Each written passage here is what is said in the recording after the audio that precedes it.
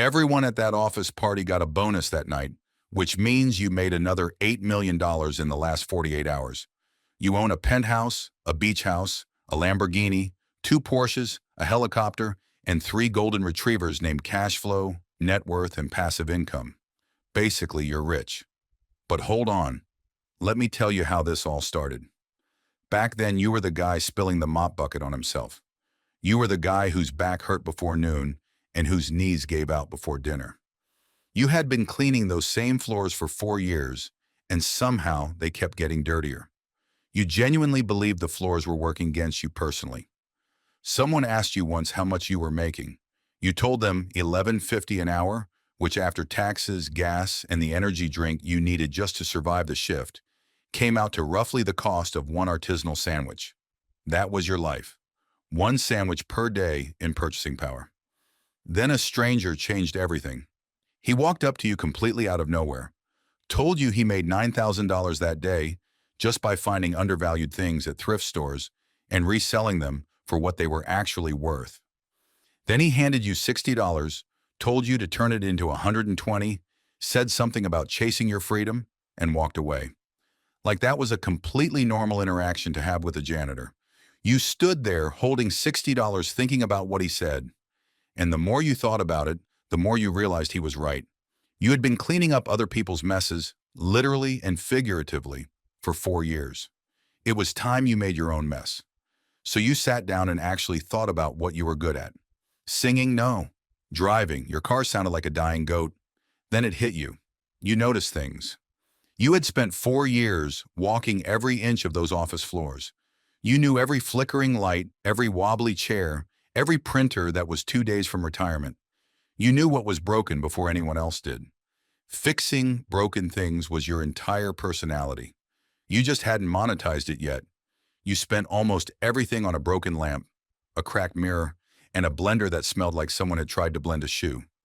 You used the last few dollars on a sandwich because you hadn't eaten since the day before, and you figured you couldn't flip furniture if you passed out on the sidewalk. You fixed the lamp that night. You reframed the mirror with scrap wood. You cleaned the blender, tested it, it actually worked, and listed everything online. Then you waited. 3 days passed, nothing sold. You started to feel like the shoe blender, and you had a lot in common. Unwanted, slightly questionable, unclear if you'd ever find your purpose. Then someone bought the lamp, $35. You almost lost your mind. You stood in your kitchen and had what can only be described as a spiritual experience over a lamp sale. The mirror went 2 days later. The blender went to a guy who said it was for smoothies, and you made the wise decision not to ask any follow-up questions. $100 profit off 60. You cried in a Home Depot parking lot. It was not a quiet cry. The important thing is you still had the janitor job. You kept mopping during the week and hitting garage sales on weekends. By month 2, you had made $1,400 in profit. By month 4, you had saved enough to drop the night shift entirely. You were scaling. Then you had a new idea. Instead of just flipping things yourself, you would start teaching other people how to do what you were doing. Short YouTube videos. Found it for $8, sold it for $60. Here's exactly how. Simple, honest, repeatable. The first video got 200 views. The second got 800. Then you filmed yourself restoring a rocking chair someone had left on the curb with a free sign on it, and that video got 240,000 views. Turns out people love watching someone find dignity in an abandoned rocking chair. Then you posted the video about quitting your janitor job to flip furniture full-time and documenting month 1. That one hit 1 million views and your life was never the same. Brand deals started coming in. Messages from strangers saying you had changed how they thought about money and work. You launched a course teaching reselling from scratch, and on the first day it generated $22,000. You had to sit down. You used to mop floors for $11.50 an hour. You were now sitting in a hotel room you had paid for yourself, looking at a Stripe notification with 5 figures on it, and your knees still hurt from the mopping, and you still hadn't seen a doctor about that. 2 years later, the course had 40,000 students. The channel had 3 million subscribers. You hired a team. You moved into an apartment with in-unit laundry, which cannot be overstated in terms of emotional significance. Then one afternoon you were filming a day-in-my-life video when you drove past the old building, the one you used to clean.